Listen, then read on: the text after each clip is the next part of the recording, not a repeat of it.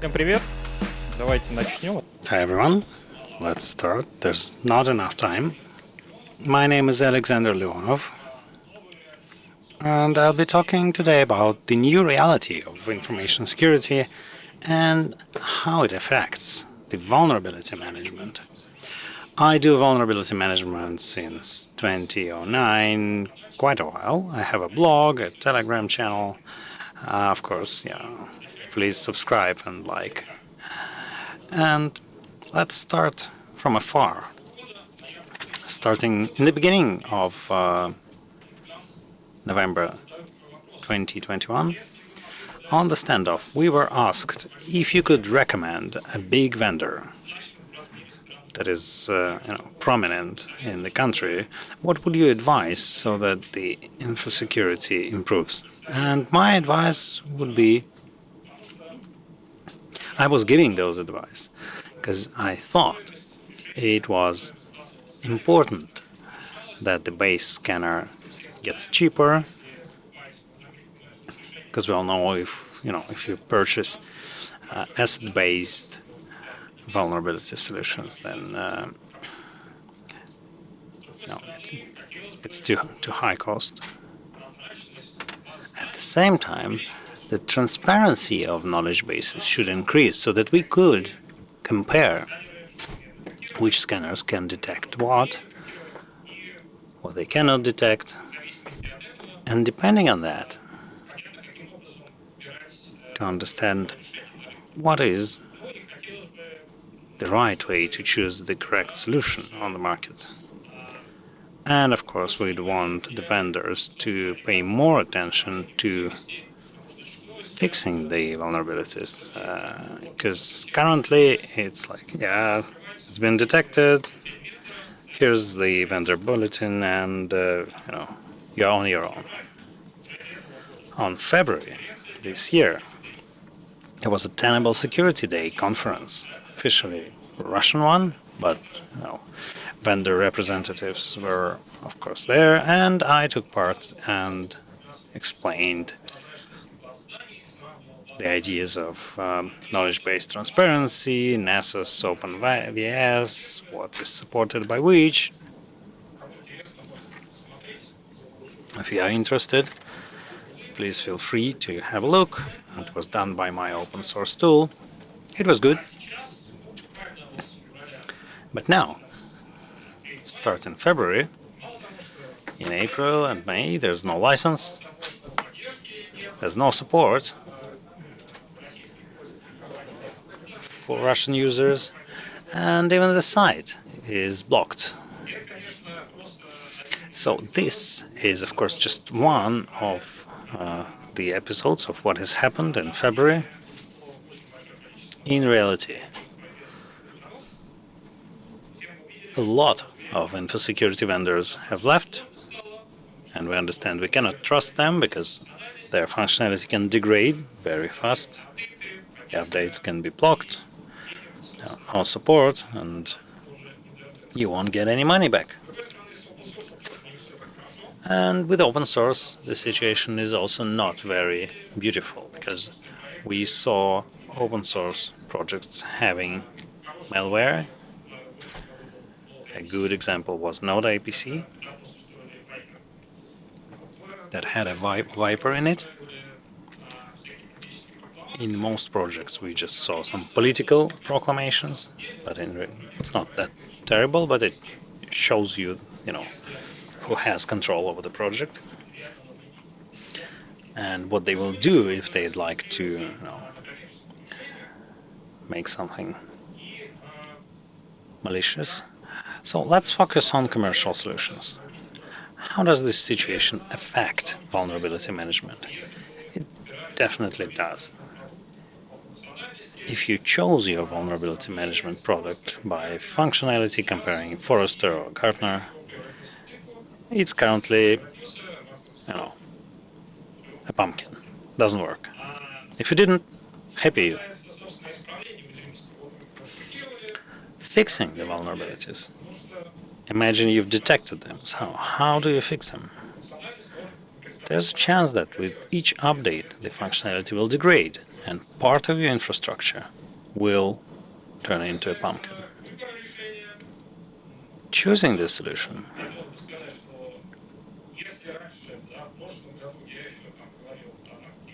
if in the last year I was talking about functional requirements, technical requirements, and now vulnerability management product requirements are just very down to the ground.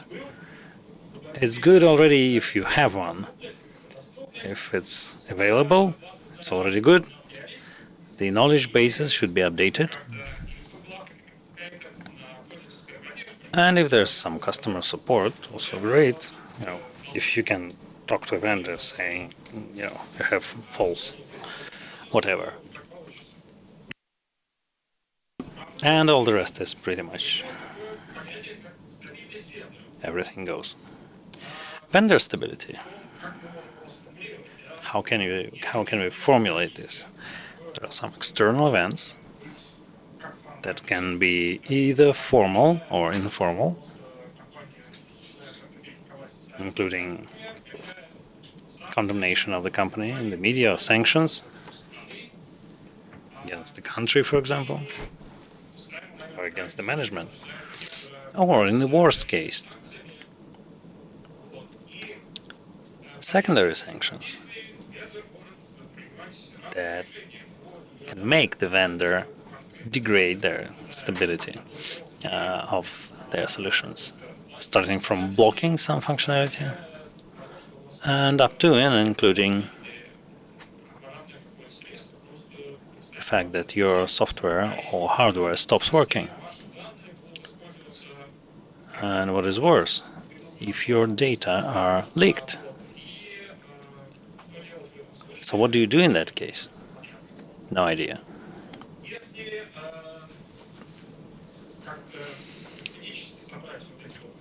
If we gather those external events and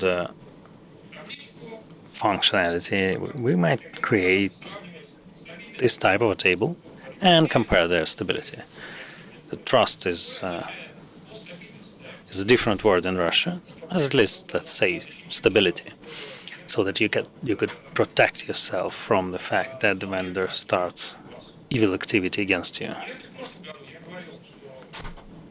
If last year I said that on PhD's conference with prioritization, I had a slide that said, guys, it's better not to prioritize, to trust the vendor, to install the updates. If the vendor has issued a bulletin, then he knows that it should be fixed. And you just need a regular patching process, not the prioritization, because it can give you some mistakes. Now, I cannot put it like this. I'd say that if the vendor is stable, you'd better patch. If the vendor is unstable, then you need to be smart about how you approach the process and prioritize the vulnerability, whether they need to be patched or, some workaround should be issued or not. For the second process, we even have some kind of a guiding principle. One of them is NKCKI bulletin describing and giving recommendations on how you can make solutions about whether you should update the product to fix some issue or not. It's not detailed enough, and we will not dive deeply into this process, but I just wanted to show it to you to give you an understanding of which properties, which parameters take part in the decision making and are taken into consideration whether you should patch something or not. Unfortunately, my clicker doesn't work. So the next slide. Here are some params connected to the vulnerability itself, whether exploit is available, vulnerability type, RC, LPE, DOS, base core, quite a big one, and whether you can exploit the this one in the wild. It's not in the bulletin, I do use all those programs in my open source utility heuristics, so you can have a look at it. Next slide, please.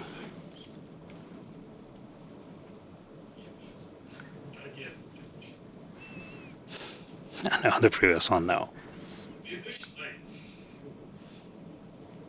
Good. Cool. So what I wanted to say here is there are some other params connected to the with the network, whether the vulnerability is available on the perimeter, whether the host is critical. If the host is critical, then some critical data is processed on the host. You should also take into account whether some protective mechanisms are implemented. Do you have EDRs that enable you to detect and stop the vulnerability? And if during the vulnerability patching process the service stops, what happens then? Next slide, please. Additional requirements for... By the way, this bulletin has a lot of descriptions of what you should do if you need to take the context into account. You need to check for the updates by yourself if you can. You don't need to put all the updates at once. You should first, use the test scope. And of course, this works with the commercial solutions. It doesn't work with some other solutions. It talks about the mission-critical systems. Hence, I'd like to say that, yeah, this is a difficult thing. This is a complex story, and this type of prioritization needs a lot of data about the infrastructure. You should be taken into account not only the activity, but the infrastructure itself, not technical, but also business infrastructure.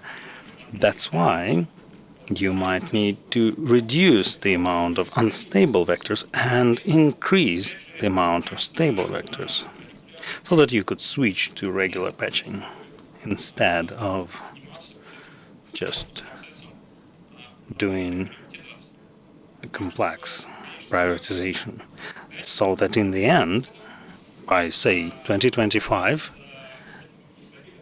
we have less unstable vendors in the infrastructure.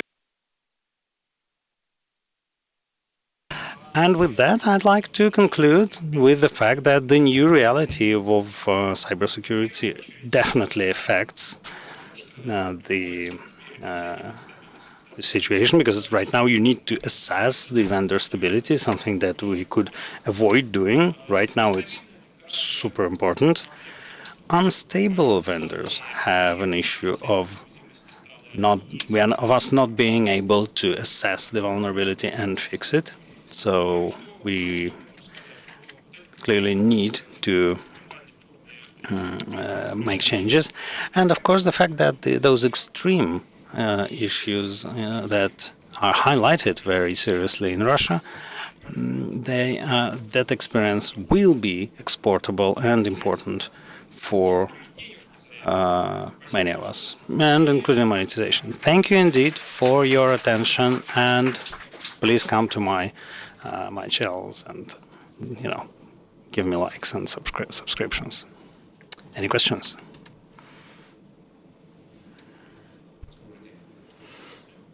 Hello. Thanks indeed for the presentation. As part of your work, did you develop some instability rating for the vendors? No specific companies.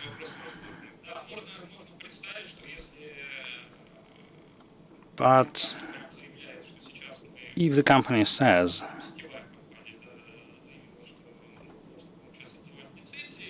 they will, stop their licenses and block functionality, then first of all, this is important to monitor. This is very important to close the access for this company, to their servers, so that they cannot harm us, at least. And moreover, it's great that the regulator has changed their position on the fact, and instead of prohibiting updates, which is not a very good thing and impossible to implement currently with the new critical vulnerabilities exploitable, so that they change it to correct prioritization. And I think this is the right thing. I see a hand there.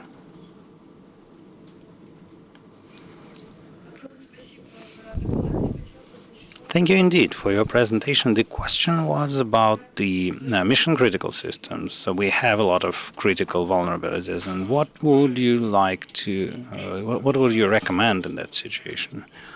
Yeah, it was an important topic, and you cannot scan and detect in that area, and you need to analyze traffic. And well, maybe in the current situation, in the current conditions, with hopefully still patching is still available, but it's complicated, more complicated, and testing is complicated. I think an important thing is isolation and hope for the situation to improve as part of import substitution. Ideally, we would be able to, substitute those systems, but giving any specific recommendations is a hard thing to do. Yeah, another question. Good evening. My question is, are there any qualitative or quantitative methods for measuring the trust level or stability level for the vendor? Because you could trust one vendor, but tomorrow they will say or do something. So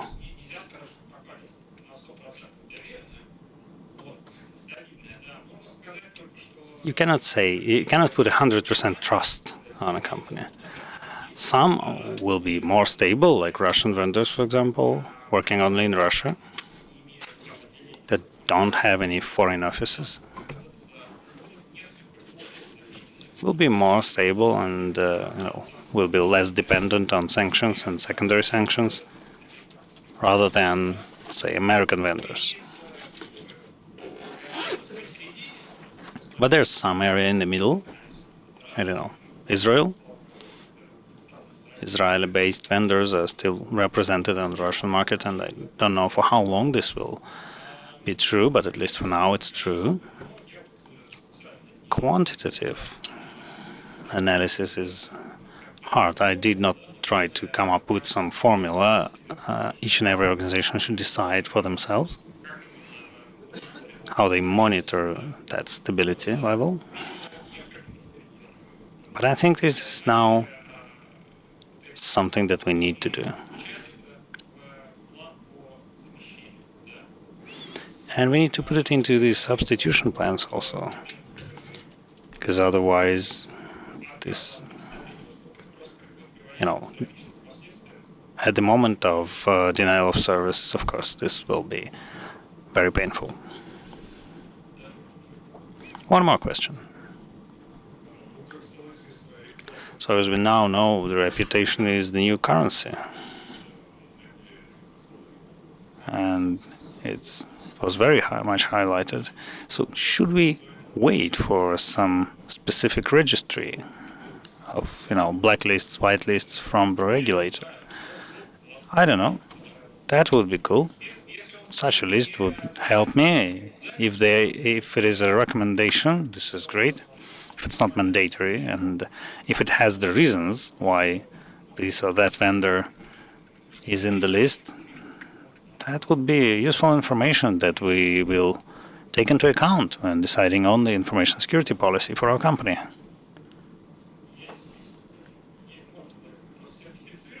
There's a list of certified solutions, there's a list of accredited solutions, but that's not exactly what I mean by stability. So this is like half of the solution. With that, I'd like to conclude. Thank you for your attention, and please feel free to come to me and